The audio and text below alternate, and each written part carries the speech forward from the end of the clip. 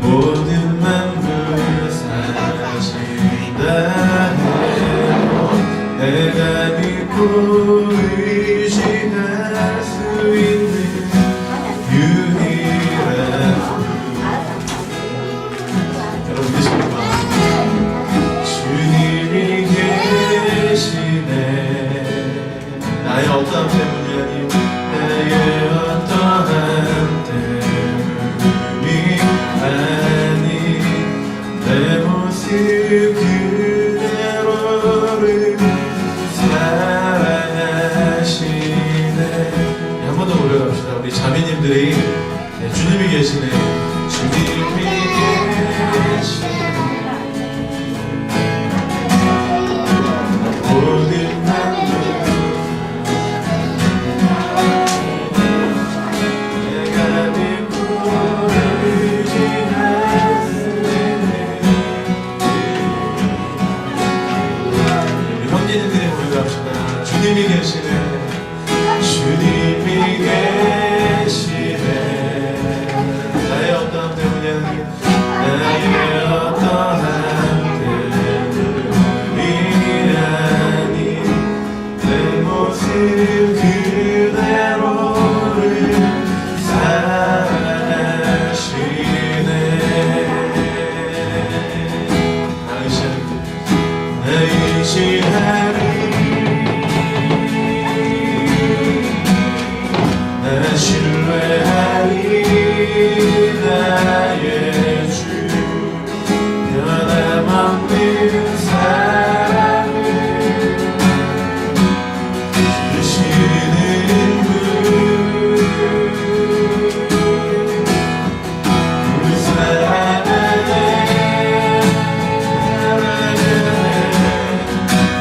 그대 안에 가만히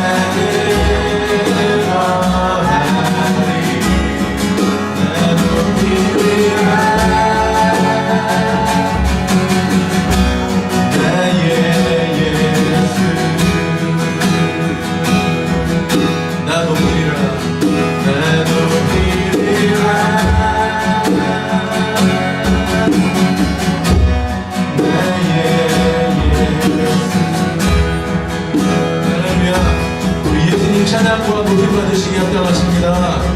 박수를 하는 경우 올려드립니다.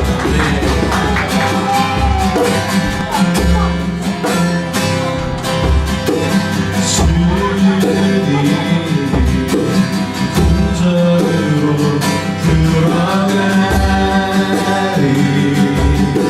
온 만물의 창조자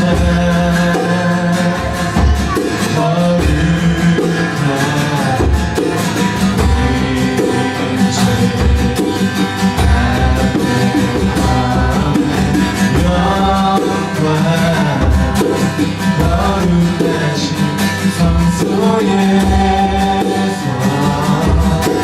광채와 이를 엎드려 주님께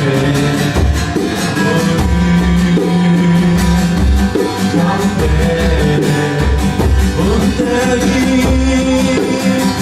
선포해 주 사랑을 위하다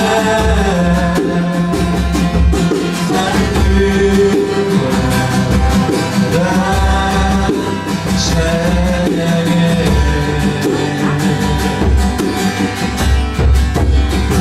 온 땅을 기뻐해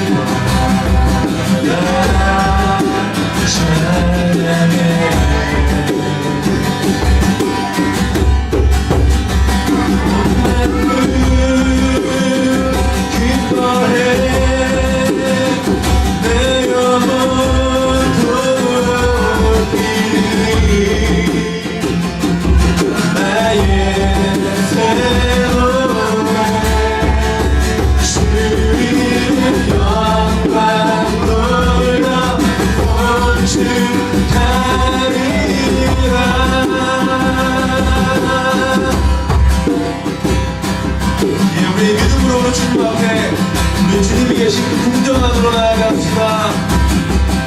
주님 궁전으로 들어가리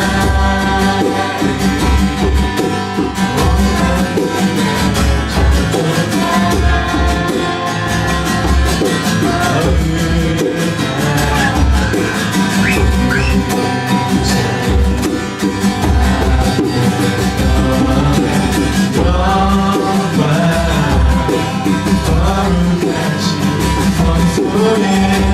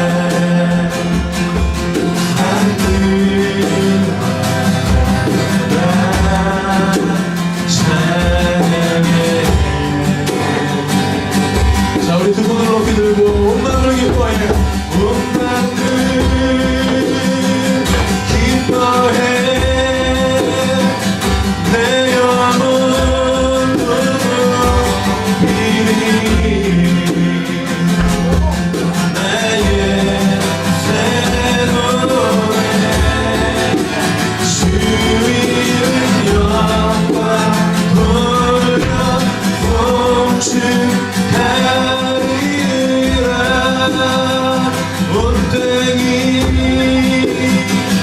선포해 주 사랑 어디에나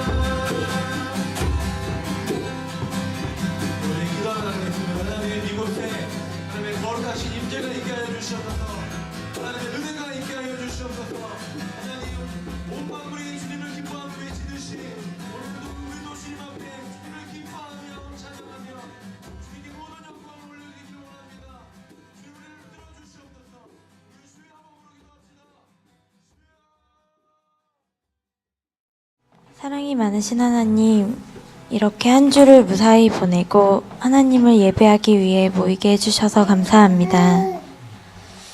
저희가 이번 한 주간 날씨 변화가 너무도 커서 아픈 사람이 있을 수도 있습니다. 그 아픈 사람들의 몸과 마음을 주님 만져주시기 바랍니다. 이제 예배가 시작하는 시간입니다. 저희의 마음을 열어주셔서 곧 목사님께서 전해주시는 말씀을 마음으로 받을 수 있도록 하시옵시고 그 말씀으로 한 주를 힘차게 출발할 수 있도록 해주시옵소서. 이 시간 우리 교회를 위해서 기도하기 원합니다. 하나님의 뜻을 알고 실현할 수 있는 교회가 될 수 있도록 교인들의 마음을 하나로 모아주세요. 세상에 나가서도 영향력을 줄 수 있는 사람들이 모여 아름다운 교회가 될 수 있도록 해주세요. 많은 영혼을 살릴 수 있고 품을 수 있는 교회다운 교회, 항상 성장하는 교회가 될 수 있도록 주님, 저희가 항상 기도하기 원합니다. 이 시간 오지 못하는 사람들이 있고 친구들이 있습니다. 주님, 어디에 있든 주님 안에서 주님의 말씀을 통해서 항상 함께 하시고 지켜주실 것을 믿습니다. 또한 하나님의 말씀을 전하실 목사님의 말씀을 기대합니다. 우리에게 들을 귀를 주시고 성령님의 음성을 들을 수 있도록 해주세요. 예배에 집중할 수 있도록 하시옵고 오후에 있을 오픈 강의까지 하나님과 함께하는 은혜의 시간임을 믿습니다. 마치는 시간까지 함께 하실 주님을 항상 기대하며 한 주간도 함께 해주실 주님을 위해 예수님의 이름으로 기도드립니다. 아멘. 할렐루야. 네, 오늘 말씀은 사무엘하 6장에 있는 말씀을 가지고 우리가 함께 은혜를 나누도록 할 텐데요. 오늘 제목은 이렇게 한번 정해봤습니다. 길들임, 그 분명한 대상이라는 제목입니다. 자, 여러분, 미움이라는 단어는 좋은 단어입니까? 나쁜 단어입니까? 그러면 사랑이라는 단어는 좋은 단어입니까? 나쁜 단어입니까? 네. 근데 중요한 건 여러분들 다시 한번 말씀을 드리지만 좋은 단어는 좋은 의미를 가지고 있을 때 좋은 단어입니다. 무슨 얘기냐면 여러분, 미움은 미움이 될 때 좋은 단어지 미움이 대상이 바뀔 때 좋은 단어는 아닙니다. 사랑 역시도 사랑에 대한 대상이 분명할 때 사랑인 것이지 그것이 다를 때는 사랑은 문제가 된다라는 사실입니다. 예를 들어 보겠습니다. 여러분, 미움이라는 거 나쁘다고 그랬죠. 근데 여러분, 미워해야 될 대상을 미워하는 거는 맞는 겁니다. 원수사탄 마귀를 사랑할 사람 있습니까? 원수사탄 마귀는 미워해야죠. 미움은 미워할 때 그 미움에 대한 의미가 온전하게 세워지는 겁니다. 그것이 나쁘다 좋다가 아니라 미움이라는 단어는 미움의 대상이 명확할 때 미움이라는 것이 온전해질 수 있는 겁니다. 마찬가지로 사랑이라는 단어도 사랑의 대상이 명확할 때 사랑이라는 단어가 확실해질 수 있는 겁니다. 여러분, 우리가 하나님을 사랑해야 됩니까? 사랑하지 말아야 됩니까? 사랑해야 되죠. 근데 하나님을 사랑하는 것이 아니라 돈을 사랑하면 어떻게 될까요? 네, 그것은 잘못하면 우리가 엉뚱한 신앙의 흐름으로 바뀔 수밖에 없다라는 겁니다. 오늘 우리로 하여금 길들이다라는 부분은 그러한 의미를 생각하게 합니다. 무엇을 길들여야 되는가? 무엇을 우리가 온전히 그 대상을 알아야 될 것인가라는 겁니다. 오늘 그 본문의 말씀 속에는 총 3가지 에피소드가 있습니다. 우사의 죽음과 법궤의 재이동과 그 다음에 미갈의 그 비웃음이 등장을 합니다. 오늘 저와 여러분들이 15절까지 읽었던 내용은 우사의 죽음과 법궤의 재이동, 다시 한번 이동하게 되어지는 과정을 다루고 있는데요. 오늘 그 과정 속에서 우리에게 주시고자 하는 메시지가 무엇인가 함께 살펴보도록 하는데, 첫 번째는 이겁니다. 질문을 줄 때 돌이키자라는 겁니다. 질문을 줄 때 돌이킨다라는 거예요. 여러분, 성경은 간혹 우리에게 해답을 주기보다는 간혹 물음을 줄 때가 많습니다. 오히려 성경을 읽으면 헷갈릴 때가 많습니다. 성경을 읽으면 우리에게 어떻게 보면은 뭔가 확실한 것을 전해주기보다는 애매모호한 것을 전해줄 때가 많습니다. 왜 그렇습니까? 하나님의 말씀을 우리로 하여금 다시 한번 생각하게 하고 돌이키게 하고 하나님의 뜻이 무엇인지를 분별할 수 있도록 기회를 제공해주고 있다는 겁니다. 특별하게 오늘 사무엘하 6장에 등장하고 있는 이 우사의 죽음은 참으로 다윗에게 있어서 뿐만이 아니라 우리에게도 굉장한 혼란을 줍니다. 왜냐하면 우사라는 사람이 그리 큰 잘못을 한 것이 아니거든요. 우사라는 사람이 왜 죽었습니까? 죽은 이유가 간단합니다. 하나님이 만지지 말라는 법궤를 만졌습니다. 근데 법궤를 만진 이유가 있습니다. 법궤를 싣고 가는 수레에 소가 날뛰니까 수레에서 법궤가 떨어질 것 같습니다. 하나님의 그 십계명이 들어있고 만나 항아리가 들어있고 아론의 쌍난 지팡이가 들어있는 그 법궤가 출렁거리면서 떨어지려고 할 때 어느 누구든지 그 법궤를 붙잡을 수밖에 없었겠죠. 근데 그 붙잡은 우사가 죽었습니다. 다윗이 봤을 때는 이 상황이 납득이 되지 않은 상황입니다. 분노가 치미는 겁니다. 하나님의 법궤, 하나님의 임재가 예루살렘으로 오겠다고 하는데 그것을 왜 막아서야 되느냐라는 이해할 수 없음에 대한 하나님의 분노였던 겁니다. 여러분, 다윗뿐만이 아니라 우리에게 있어서도 우사의 죽음은 많은 질문을 갖게 합니다. 왜 그랬지, 하나님이? 하나님이 도대체 왜 그러셨을까? 그 상황 속에서 분명하게 우리 안에는 혼란이 찾아오게 되어지지만, 여러분, 오늘 이 안에는 하나님의 분명한 뜻, 하나님의 분명한 의중이 담겨져 있습니다. 이따가 죄송합니다. 다음 주 오픈 강의 때 하겠지만 하나님의 뜻 안에는 다이렉트 윌과 퍼미스 윌이 있습니다. 하나님의 직접적인 의미의 뜻이 있습니다. 여러분, 그렇다면 그 뜻을 따라가고 그것을 준행하는 것이 우리에게서는 급선무입니다. 그런데 자기의 판단과 자기의 생각으로 하나님의 명령과 하나님의 뜻을 거슬러서는 절대 안 된다라는 겁니다. 우사가 죽은 이유를 한번 살펴보겠습니다. 원래 법궤는 레위인이 막대에다가 법궤를 고정해서 들고 가도록 되어 있습니다. 법궤는 그러면 결국 누가 싣고 가야 되는 겁니까? 사람이 싣고 가야 되는 겁니다. 황소가 끄는 수레에 법궤를 실어서 가는 것이 아니다라는 겁니다. 하나님은 하나님의 임재가 있는 그 법궤 속에 하나님과 하나님의 백성, 즉 레위인들이, 하나님을 섬기는 자들이 함께 그것을 교제하며 나가기를 원했던 것입니다. 그런데 그렇게 하지 않았던 이유가 뭔지는 모르지만 황소가 끄는 수레에다가 법궤를 싣고 움직였다라는 겁니다. 그 안에는 분명히 이런 것이 작용했을 겁니다. 편의성.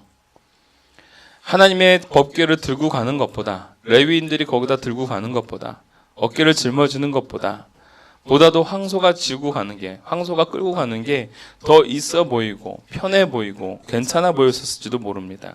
어찌 보면 이 안에는 효율성이라는 것이 작용할 수도 있습니다. 그러나 여러분, 중요한 것은 하나님께서 이것을 두고 보실 수가 없었다라는 겁니다. 그 안에는 하나님의 어떠한 인간과 사람과의 어떠한 관계성이 맺어지지 않습니다. 하나님의 말씀이 담겨 있는 것을 레위인이 지고 가는 것이 아니라 황소가 지고 가는 겁니다. 또한 이러한 모습들은 사무엘상 6장에도 등장합니다. 사무엘상 6장에도 블레셋으로 빼앗겼던 법궤를, 이 법궤를 블레셋 사람들이 싣고 갈 때 어떻게 싣고 갑니까? 황소가 끄는 수레에 법궤를 실어서 끌고 가도록 하게 했습니다. 다시 말하자면 지금 이스라엘 사람들은 이 수레를 가져가야 될 때 어떻게 가져가야 됩니까? 하나님이 말씀하신 대로 제사장들이 또는 레위인들이 막대에다가 꽂아서 그것을 어깨에 지고 가야 함에도 불구하고 블레셋 사람들이 하던 방법대로 그대로 지고 갔다라는 겁니다. 더더욱 중요한 것은 우사라는 사람이 누구냐? 바로 제사장이었다라는 것이죠. 제사장이 제사장의 역할을 하지 못하고 제사장이 하나님의 뜻을 분별하지 못하는 상황 가운데 하나님께서는 결국은 우사라는 사람이 좋은 의도로 법궤를 막으려고 했으나 그 의도 속에는 단순한 법궤의 넘어짐을 방지하기 위한 것뿐이었지 그 이상의 하나님의 뜻을 분별하고자 하는 그러한 노력은 없었다라는 사실입니다. 어찌 보면 이것이 굉장히 큰 충격이었는지도 모릅니다. 다윗은 이것을 몰랐을 수도 있었을 것입니다. 그래서 분노했을 수도 있었을 것입니다. 그런데 다윗은 알았습니다.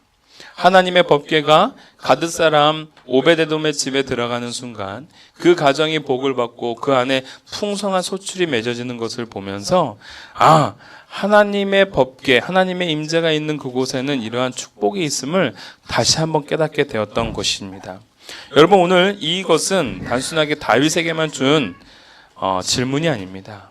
오늘 이 땅을 살아가고 있는 저와 여러분들에게도 질문을 줍니다.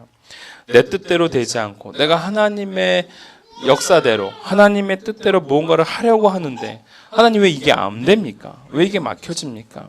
내가 하나님의 뜻대로 좀 잘 믿으려고 하는데 왜 안 풀립니까? 라는 어떠한 분노 표출이 있을 때가 있습니다. 납득되어지지 않음이 있을 때도 있습니다. 그러나 중요한 건 하나님께서는 그때마다 다시 한번 하나님의 뜻으로 돌이키기를 원하고 계시고 미처 우리가 바라보지 못하고 미처 우리가 분간하지 못하는 그 내용에 대해서 하나님이 깨닫도록 말씀해 주고 계시더라라는 겁니다. 사랑하는 성도 여러분, 사울은 늘 법궤라는 것을 이용하려 했습니다. 사울이 나타나기 전에도 이스라엘 사람들은 법궤를 이용해서 전쟁에서 그 법궤를 사용하려고 했습니다. 그러나 어느 한편 한 번도 그들의 뜻대로 하나님이 움직여 주신 적이 없습니다. 법궤를 가져나갔으면 승승장구해야 되는데 법궤를 가지고 나갔을 때는 오히려 패배를 했습니다.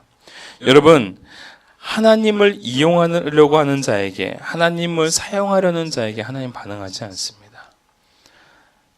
하나님께서 원하시는 것은 하나님과 교제하기를 원하고 계시는 것이고 하나님의 뜻을 분별하기를 원하시는 것이지 효율적이고 편의적이고 괜찮은 모양들을 따라가는 것이 하나님의 뜻은 아니다라는 사실입니다. 저는 곰곰이 생각해 봅니다. 우리가 이렇게 함께 모여서 예배드릴 수 있는 이 좋은 처소를 주신 것도 너무 감사드리고 또한 그 속에서 우리 뜻대로 뭔가 되지 않는 부분에 있어서도 갈등하고 조바심을 갖고 있지만 간혹 우리는 하나님의 뜻이 어디 있는지를 좀 살펴보면서 묵묵히 더디지만 조금 힘들지만 하나님의 말씀을 어깨에 짊어지고 나아갈 수 있는 저와 여러분이 되어지길 원합니다. 법궤는 막대기에 꽂아서 어깨에 짊어지고 가야 됩니다. 아픔이 있어야 됩니다. 고통이 따릅니다. 땀 흘림이 있어야 됩니다. 편의가 사라진 상황이어야 됩니다. 그때에 하나님은 우리와 함께 하실 수가 있는 겁니다. 오늘 이러한 다윗은 이러한 상황들을 깨달았습니다. 다윗이 이제 곰곰이 생각을 해보았겠죠. 더위와 추위와 광야와 동굴과 그 다음에 사자와 곰과 골리앗과 블레셋과 아말렉으로부터 늘 나를 지켜주셨던 그 하나님. 그 하나님이 계셨는데 그 하나님이 계셨을 때에 자기에게 있어서는 편의성이라는 것은 없었습니다. 자기에게 편안함은 없었습니다. 그리고 자기에게 좋은 칼이나 무기들도 없었습니다. 그러나 중요한 것은 하나님이 함께 하셨다라는 겁니다.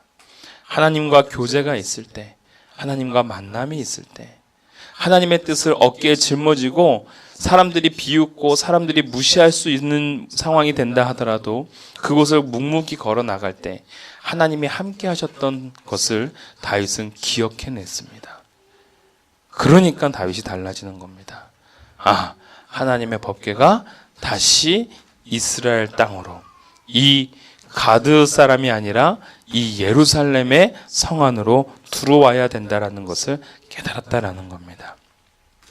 그리고 난 다음에 이 다윗이 달라집니다. 오늘 보시면 13절에 보시면 여호와의 궤를 맨 사람들이 6걸음을 가매 다윗이 소와 살찐 송아지로 제사를 드리고 오라고 되어 있습니다. 여러분, 갑자기 다윗이요, 이제는 오벳에돔에 있었던 그 법궤를 다시 되돌아오라고, 다시 가져오라고 하면서 그 하나님의 임재와 하나님의 복을 사모합니다.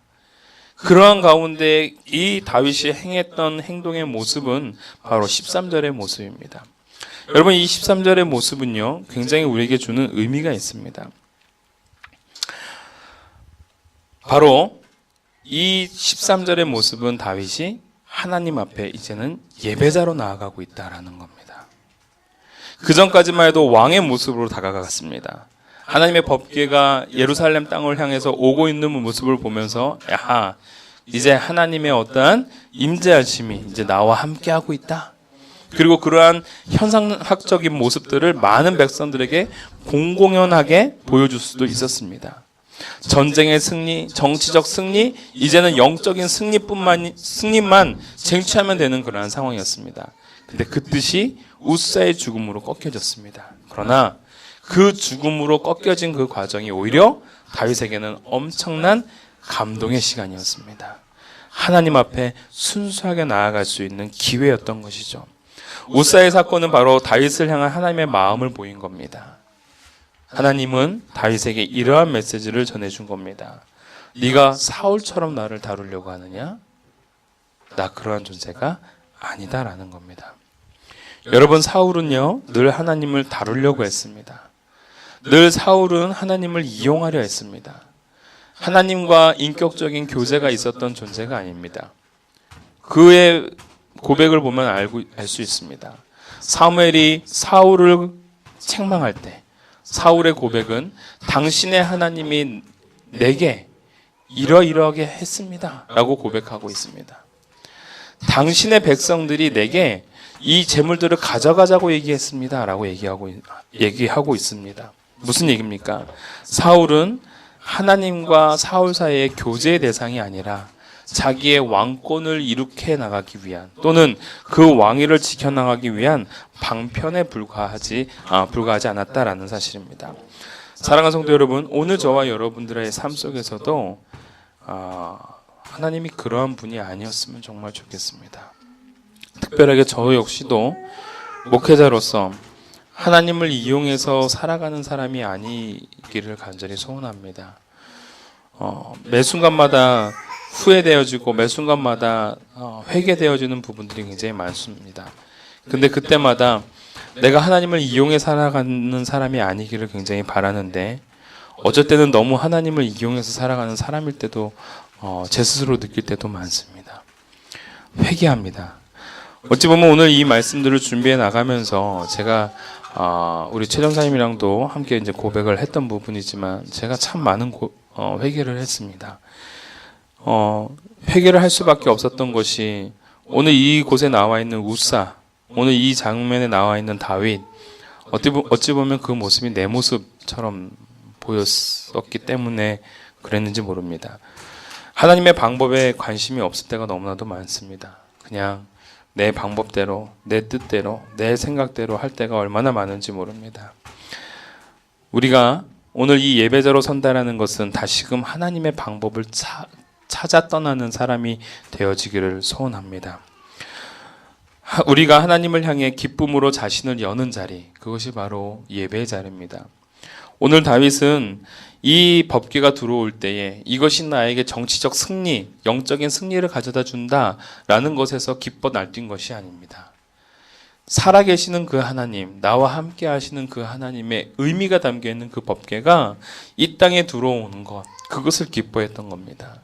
그렇기 때문에 여러분, 오늘 13절에 있는 말씀은 의미가 있는 겁니다. 궤를 맨 사람들 누굽니까? 레위인들이죠.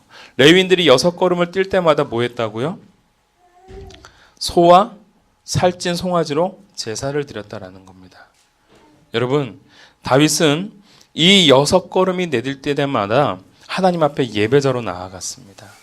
여러분, 이것은 어떻게 보면 또 하나의 안식의 의미도 있습니다. 안식일이 어떤 의미입니까?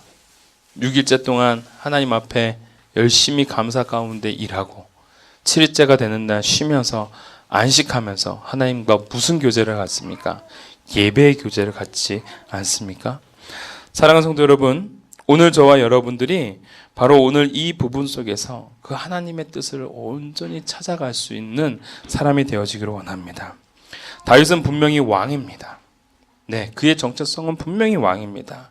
그러나 그는 지금 하나님 앞에 서 있는 한 명의 신앙인으로 하나님의 임재를 기뻐하고 있고 즐거워하고 있는 그냥 하나의 신앙인이요 예배자로 오늘 등장하고 있는 겁니다. 하나님은 오늘 그걸 기다렸던 겁니다. 다윗이 법궤가 들어오는 것을 이용해서 정치적인 영적인 승리를 쟁취하려고 하는 그러한 수단의 하나님으로서 등장하는 것이 아니라 오늘 다윗과 인격적으로 교제하고 있는 하나님으로, 그리고 다윗이 그 하나님을 인격적으로 기뻐하는 모습으로 만나기를 소원하셨다라는 겁니다. 3개월이 지난 후에 드디어 다윗은 법궤를 기뻐합니다. 여러분들 보십시오. 오베데돔의 집으로 12절에 보시면 이렇게 말씀이 나와 있습니다. 어떤 사람이 다윗 왕에게 아뢰어 이르되 여호와께서 하나님의 궤로 말미암아 오베데돔의 집과 그의 모든 소유에 복을 주셨다 한지라. 다윗이 가서 하나님의 궤를 기쁨으로 메고 오베데돔의 집에서 다윗성으로 올라갈세라고 되어 있습니다. 이제는 법궤를 단순하게 자신의 정치적 생명을 영위하기 위한 도구가 아니라 그 안에 계시는 그 하나님, 그 임재를 진짜 기뻐하고 환영하는 다윗의 모습으로 바뀌어지고 있더라라는 겁니다. 처음에 법궤를 이동하려고 했을 땐 다윗은 분명히 하나님을 이용하려고 했습니다. 그걸 다른 말로 길들이려 했습니다. 그런데 하나님은 웃사를 죽이고 그의 다윗의 계획을 꺾으심으로 하나님이 다윗을 길들어 가고 계시는 것입니다. 그 과정에 분명히 생기는 것, 질문이 생깁니다. 의문이 생깁니다. 간혹 하나님께 대하여 분노도 생깁니다. 그러나 그때가 바로 하나님이 나를 버리지 않는 때임을 우리가 잊지 마시기를 바랍니다. 여러분, 하나님이 나를 버리지 않으실 때는 어려움을 주고 내 삶에 의문을 주고 질문을 주십니다. 그러나 그 질문조차도 없는 상황이 되어지면 여러분 두려워해야 되는 겁니다. 우리 낙심해야 되는 겁니다. 만약 오늘 이 다윗이라는 사람이 의도한 대로 법궤가 무사히 그냥 시온성으로 들어왔다면, 다윗성으로 들어왔다면, 여러분 다윗은 이 법궤를 어떻게 활용하려고 했을까요? 자신의 뜻대로 왕권을 차지하기 위한 도구로, 또는 자기의 왕위를 굳건히 세우기 위한 그러한 사용 도구로 활용하려고 했는지 모릅니다. 그러나 이 순간부터 다윗은 시각이 바뀌어졌습니다. 하나님을 인격적으로 만나기 시작하고 내가 하나님을 다루려고 하고 다스리려는 것이 아니라 하나님이 나를 다스리고 길들일 수 있도록 자신을 내어 놓았다라는 사실입니다. 여러분, 오늘 이 순간에 하나님께서는 우리 한 사람 한 사람과의 인격적인 만남과 교제를 꿈꾸고 계십니다. 하나님을 이용해서 나를 드러내고 하나님을 이용해서 나를 포장해 나가는 것이 아니라 오늘 하나님과 내가 인격적으로 만남으로 말미암아 내 삶이 변화되어지고 내가 간혹 풀리지 않고 답답한 상황이 됐을 때 하나님의 뜻을 분별할 수 있도록 우리의 시각을 열어주며 그때 하나님과 내가 인격적인 교제, 인격적인 만남, 온전한 예배자가 됐을 때 오늘 우리는 다시금 승리할 수 있는 사람이 될 줄 믿습니다. 마지막 결론입니다. 이제는 우리가 무엇이 되어야 됩니까? 바로 제사장이 되어야 한다라는 사실입니다. 여러분, 지금까지 다윗은 왕의 여정을 걸어왔습니다. 왕이 되어가기 위한 수많은 고난을 이겨냈습니다. 그리고 그가 왕이 되고자 하는 그 순간, 이스라엘 사람들이 이제는 다윗을 왕으로 세우고자 하는 그 순간, 이스라엘 사람이 지난주에 우리에게 했던 말씀이 무엇입니까? 다윗에게 하나님께서 뭐가 되라고 말씀하셨다? 목자가 되라 말씀하셨다. 여러분 기억하시기 바랍니다. 하나님께서 다윗에게 너는 이스라엘의 왕이 되어지고 지도자가 되라 라고 말씀하신 것이 아니라 하나님께서는 분명히 다윗에게 이스라엘의 목자가 되라고 말씀하셨습니다. 그러니까 다윗이 진짜 왕이 될 수가 있었던 겁니다. 오늘 하나님께서는 사무엘하 6장에서 다시금 우리에게 말씀하십니다. 다윗에게 목자뿐만이 아니라 제사장이 되어라, 예배자가 되어라 라는 사실입니다. 여러분 14절에 보시면 다윗이 여호와 앞에서 어떠한 모습을 갖고 있는지 보시기 바랍니다. 14절입니다. 함께 좀 읽어보도록 하죠. 시작. 다윗이 여호와 앞에서 힘을 다하여 춤을 추는데 그때 다윗이 배 에봇을 입었더라. 할렐루야. 여러분 배 에봇을 입었더라. 무슨 의미일까요? 에봇이라는 옷을 누가 입나요? 네, 제사장이 있습니다. 물론 이 안에서는 속옷에 대한 부분들도 있지만 이 에봇이라는 의미가 갖고 있는 것은 제사장이 입고 있는 옷입니다. 존귀한 자가 입고 있는 옷입니다. 여러분 오늘 우리로 하여금 하나님께서 다윗에게 어떠한 메시지를 주느냐? 지난주에는 목자가 되라고 말씀하셨고 이번 주는 예배자 즉 제사장이 되라고 말씀하십니다. 여러분 다윗에게 주는 말씀일까요? 아닙니다. 오늘 왕의 길을 가고자 하는 우리 모든 사람들에게 하나님께서는 말씀하십니다. 목자가 되고 제사장이 되어라. 13절에 6걸음을 띄어진 후에 제사를 드리고 있는 것, 아까 전에도 말씀드렸다시피 안식일과 연관이 되어져 있습니다. 예배자의 모습과 연관이 되어져 있습니다.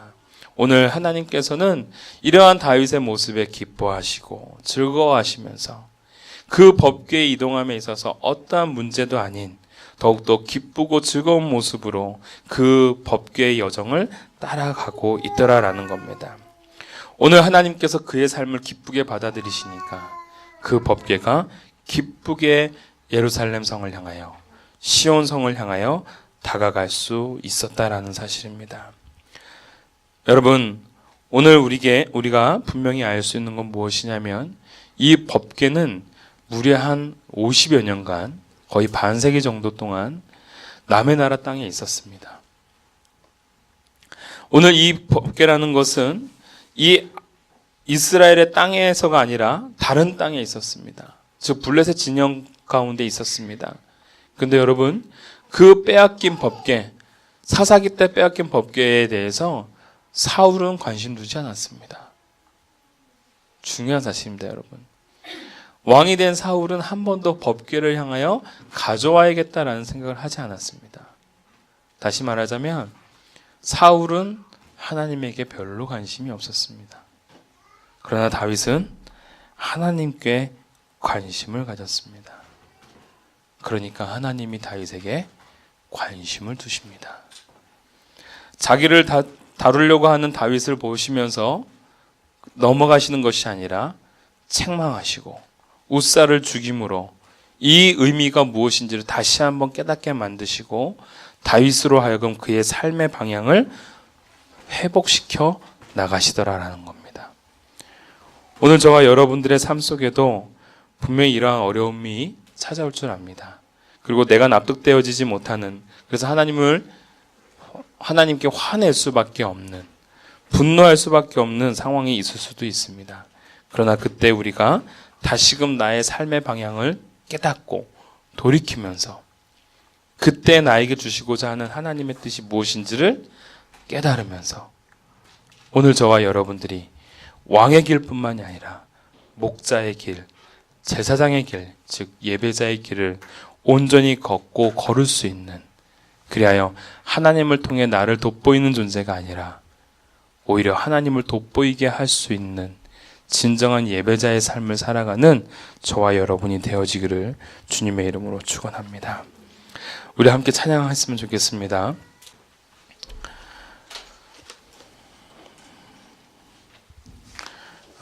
오늘 찬양은 주님의 영광 나타나셨네라는 찬양입니다.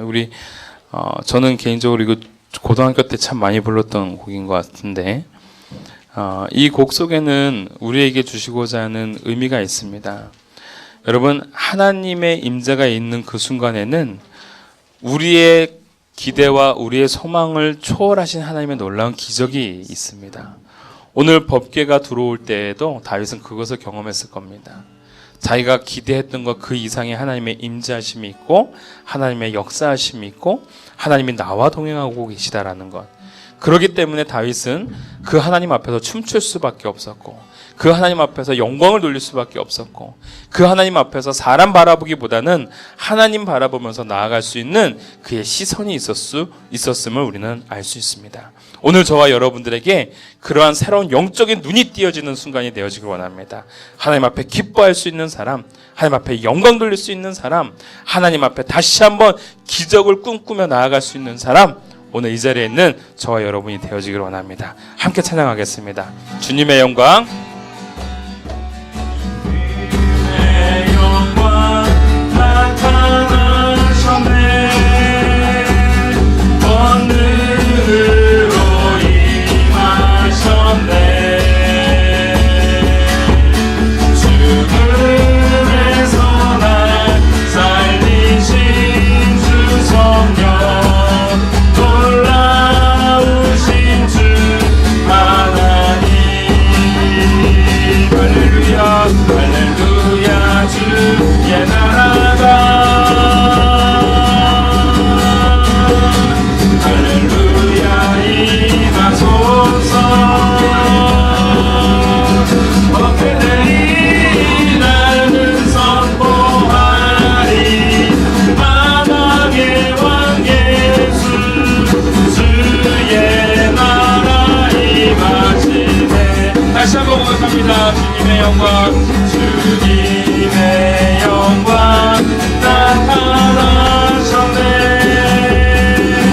오늘로 임하셨네. 죽음에서 날 살리신, 죽음에서 날 살리신 주 성령, 놀라우신 주 하나님. 고백합니다. 할렐루야 할렐루야 주의 나라가 먼자는 눈을 뜨며 할렐루야 임하소서. 정사는 법궤들이 나는 선포하리. 만왕의 왕 예수 주의 나라 임하시네. 나는 선포하리. 나는 선포하리. 만왕의 왕 예수 주의 나라 임하시네. 다시 한번 영혼의 고백을. 나는 선포하리. 나는 선포하리. 만왕의 왕 예수 주의 나라 임하시네. 우리 함께 기도하기를 원합니다. 그렇습니다. 주님, 오늘 하나님이 주시는 그 말씀 하나하나가 오늘 우리로 하여금 삶의 방향을 보여주고, 오늘 영광 가운데 임하시는 그 하나님이 나의 주인 되어주심을 우리가 다시 한번 깨닫습니다. 내 삶 가운데 질문이 있습니까? 하나님, 질문이 떠오를 때, 물음표가 떠오를 때 다시금 하나님의 뜻을 바라볼 수 있는 다윗과 같은 사람, 내가 될 수 있도록 도와주시옵고, 더불어서 우리가 이 왕의 길을 걸어가고자 할 때에 왕의 목적을 두는 것이 아니라 하나님이 맡겨주신 사명의 목적을 둘 수 있는 자, 그리하여 목자가 되어지고 온전한 예배자인 제사장이 되어져서 하나님을 예배하고 찬양할 수 있는 그러한 건강한 신앙이 오늘 내가 될 수 있도록 도와주시옵소서. 그리하여 우리는 선포하기를 원합니다. 나의 왕이 되시는 예수님, 나의 주인이 되어주시옵고 나의 인생을 이끌어 주시옵소서. 그의 나라가 내 삶 가운데 임하게 하여 주시옵소서. 하나님의 말씀의 법궤가 내 생명을 숨쉴 수 있게 하여 주시옵소서라고 우리가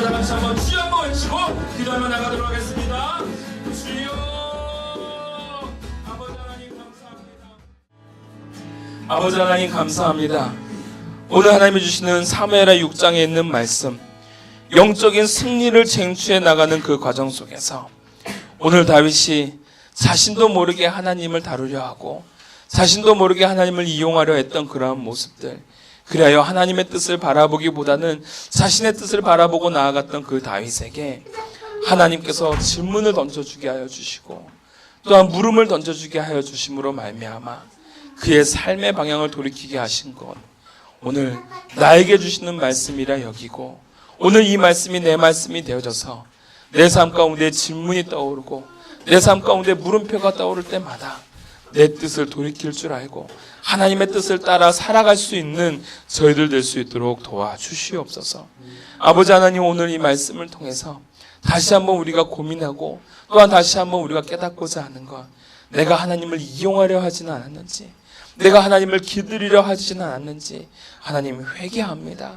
오늘 내 마음이 다시금 순수한 신앙인이 되어져서 하나님을 예배하는 한 사람이 되어져서 온전히 다윗처럼 그 길을 걸어 나갈 수 있는 하나님의 자녀가 될 수 있도록 도와주시옵소서. 하나님을 이용하려서 또한 하나님을 사용하여서 내가 내 이익을 취하고 나를 포장하려고 했던 것은 아니었는지 하나님 다시 한번 눈물 흘리며 가슴을 치며 회개합니다. 하나님, 온전한 신앙인, 온전한 성도, 온전한 하나님의 믿는 성도가 될 수 있도록 도와주시옵소서. 그래요, 이제는 왕의 길을 걸어가고 있는 우리 한 사람 한 사람이 사명자로서 목자의 길을 걸어갈 수 있도록 도와주시오며 매일매일의 삶이 예배자의 삶이 될 수 있도록 은혜 내려주시사 제사장 에봇의 옷을 입고 걸어나갈 수 있는 다윗의 모습처럼 오늘 우리가 진정한 신앙의 에봇을 입고 하나님 앞에 정진해 나갈 수 있는 능력 있는 신앙인들이 될 수 있도록 은혜 내려 주시옵소서. 아버지 하나님, 오늘 이 말씀으로 말미암아 이번 한 주간을 살아갈 때 결단 있는 삶을 살아가기를 원합니다.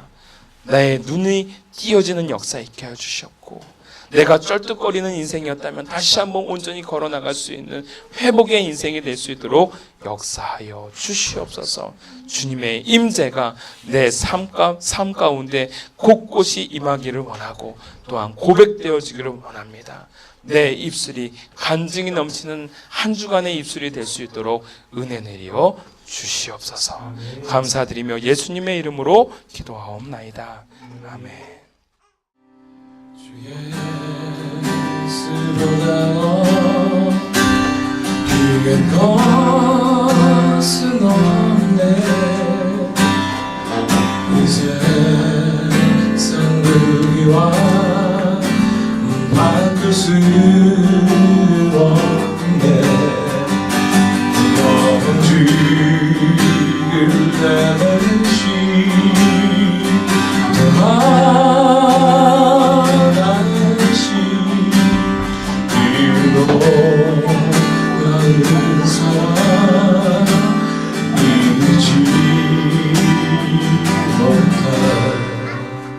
세상 즐거움을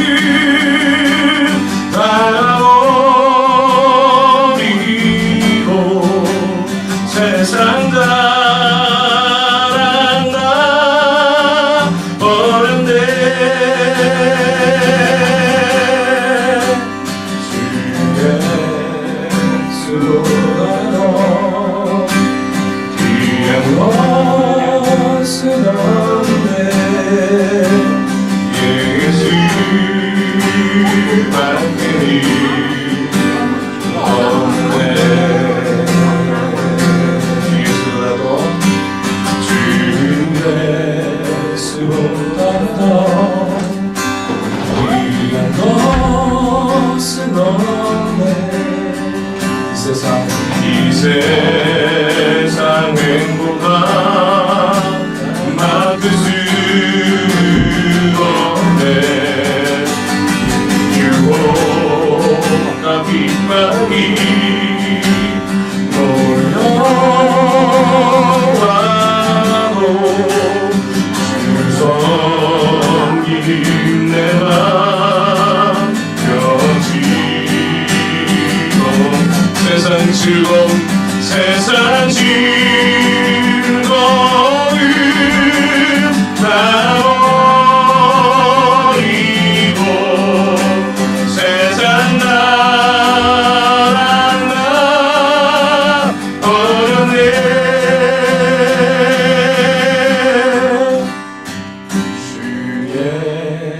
수보다 더 귀한 것은 없네 예수 밖에는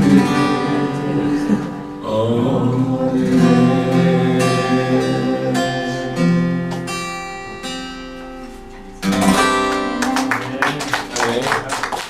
할렐루야. 준비되지 않은 찬양이 은혜가 됩니다. 준비해 은혜가 되죠. 아멘은 누구야? 자, 광고하시겠습니다. 자, 첫 번째 광고요. 정말 반갑습니다. 항상 반갑고요. 예, 서로 밝은 얼굴로 보여주세요. 여러분들이 밝지 않으면 좀 힘들어요. 여러분들 표정들 거울 잘 보시죠? 예, 그 힘들어. 서로 그런 얼굴로 저 바라보지 마. 웃는 얼굴로 화장도 좀 하고요. 예, 그렇게 서로를 귀하게 여기는 서로를 귀하게 여기는 마음을 가져야 돼요. 그런 게 자기 쌩얼을 보이지 말아야 된다는 거지. 그리고 자기 얼굴을 이쁘게 해가지고 찡그리지 말고 그렇게 보여주세요. 예, 두 번째 광고입니다. 사무엘하 7장을 읽어오세요. 다음 주에는요. 이번 주 6장 읽으셨습니까? 한 명 늘었어. 유리야, 네 목소리 안 들린다. 자, 세 번째, 웃음으로 때우지 마. 자, 제자 훈련이 매주 주일 오후 2시에 심원식의 오픈 강의라는 이름으로 있습니다. 너 계속 웃지 말라고. 자, 제자 훈련이 아마 계속 연글 거라고 생각합니다. 항상 은혜가 되는 시간 되기를 소원합니다. 네 번째, 교회 공동기도 제목을 놓고 여러분들이 계속 꾸준히 기도를 하셔야 됩니다. 정말 하셔야 된다고 말씀드렸습니다. 네, 제가 힘주어서 말하고 있습니다. 하셔야 됩니다. 자, 그리고 교회 예배 처소 마련을 놓고 기도를 그냥 하는 게 아니라 좀 눈물을 뿌리고 기도해 줬으면 좋겠습니다. 정말 심각한 문제가 없습니다. 자, 정말로 심각한 문제가 생겨야 될 것 같습니다. 저희 가운데서 더욱더 저희 가운데 예배가 더 풍성하게 되기 위해서 저희 예배 초소가 있어야 되는 것 같아요. 정말로 저희가 여기가 물론 예배 초소를 빌려서 하고 있지만 뭐라고 해야 되냐면 좀 이식한 것 같은 느낌. 뭐라고 해야 되냐면 좀 진짜 이렇게 내 몸 같은 느낌이 좀 안 들어 사실은. 감사하지만 항상 감사하지만 그런 느낌이 안 들어요. 저희 처소가 생기면 아마 내 몸 같지 않을까. 거기도 물론 뭐 빌리는 데겠지만요. 물론 월세를 내는 거겠지만 그렇지 않지 않겠나라는 생각을 개인적으로 해봅니다. 어쨌든요 그렇게 하시고요. 기도 꼭 해주시기 바랍니다. 자, 중요한 광고입니다. 자, 4월 둘째 주는 고난 주간입니다. 금식입니다.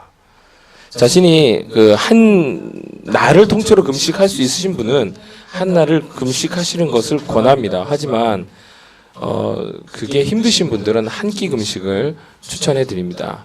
정한 날짜가 분명히 있어야 되고요.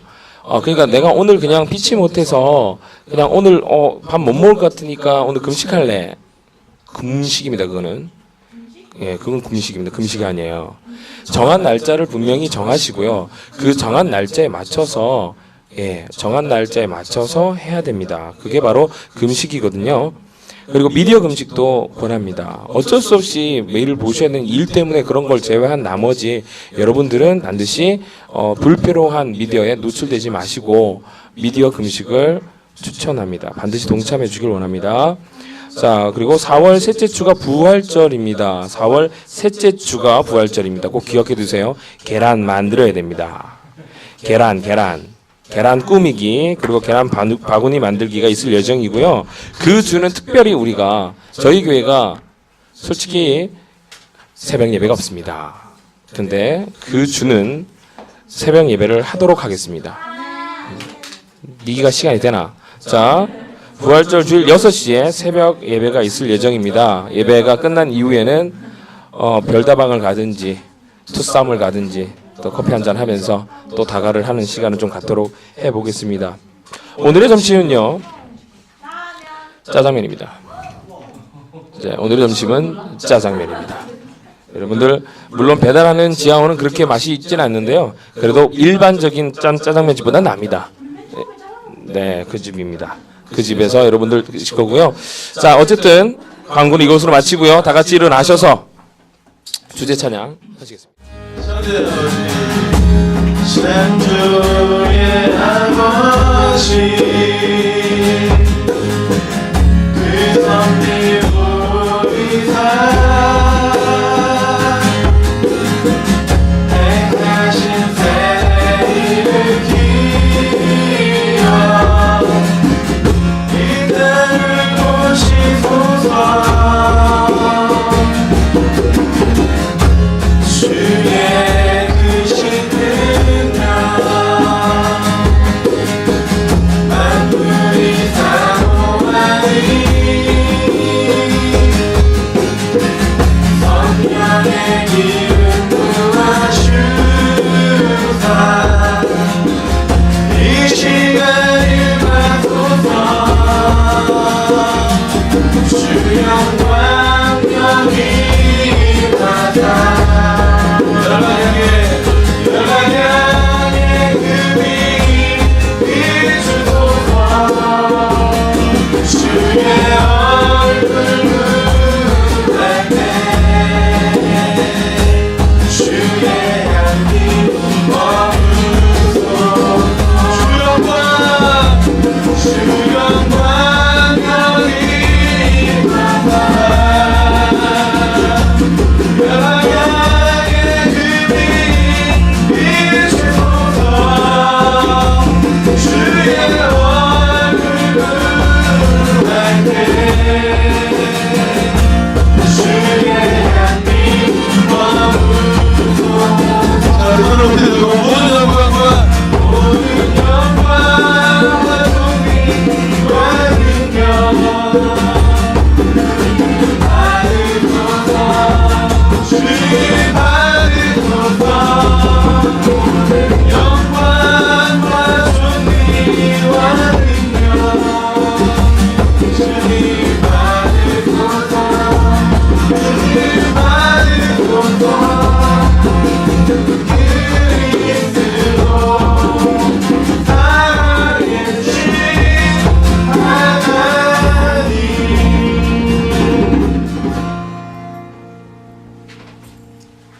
기도하겠습니다. 하나님 아버지 감사합니다. 늘 주님 앞에 나오는 한 사람 한 사람 그리고 한 가정 하나님께서 늘 지켜주시옵고 또한 이 교회 공동체로서 세워져 나가는데 큰 은혜와 또한 큰 감격을 갖게 하여 주시사 하나님 앞에 새로운 느낌을 갖고 새로운 감동을 누리며 살아갈 수 있도록 인도해 주심 감사드립니다. 그러한 감사의 고백으로 하나님 앞에 드린 예물 기뻐 받아 주시옵고 그의 인생이 늘 하나님 앞에 드림받아지는 인생이 될 수 있도록 도와주시오며 기뻐 받을 수 있는 하나님의 아름답고 또한 복된 그릇들이 될 수 있도록 은혜 내려 주시옵소서. 지금은 우리 주 예수 그리스도의 은혜와 극진하신 아버지의 사랑과 성령님의 감화감동 역사하심이 오늘 이 땅 가운데서 살아갈 때 많은 질문과 어려움들이 다가올 때마다 나의 삶을 뒤돌아보고 하나님의 뜻을 먼저 분별하며 쫓을 수 있는 모든 지체들 위해 더불어서 왕으로서의 길을 걷는 것뿐만이 아니라 사명의 목자로서 사명의 제사장으로서 그의 온전한 예배자의 삶을 살아가기를 결단하고 소원하는 우리 사랑하는 자녀들과 여러 성도들 위해 지금으로부터 영원토록 함께 계실지어다. 아멘.